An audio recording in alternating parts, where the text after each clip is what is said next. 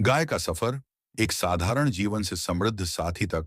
उपशीर्षक, कैसे गाय ने इंसान के जीवन को एक नया आकार दिया। बहुत समय पहले, जब इंसान शिकारी और संग्रहकर्ता थे और जीवन की मुख्य आवश्यकता थी भोजन और सुरक्षा, गायें जंगलों में स्वतंत्र रूप से अपने झुंड में घूमती थीं। वे घास, पत्तियां और पौधे खाकर अपना पेट भरतीं और पानी पीने के लिए नदियों के किनारे जातीं। इनका जीवन बहुत सरल था, बिना किसी बाहरी दबाव के। इंसान भी इन जंगली जानवरों से कुछ दूर रहते थे, क्योंकि उन्हें अपनी सुरक्षा और भोजन की चिंता होती थी। लेकिन इंसान के जीवन में एक समय ऐसा आया जब उसे अपने जीवन को आसान बनाने के लिए किसी सहायक की आवश्यकता महसूस हुई।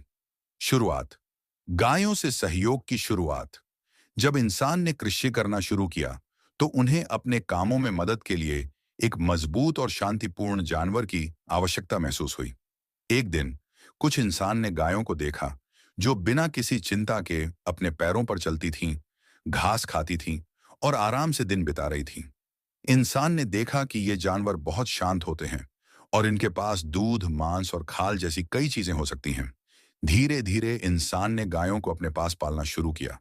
उन्हें अपने खेतों में काम करने के लिए गायों का इस्तेमाल किया, जैसे हल चलाना और खाद डालना।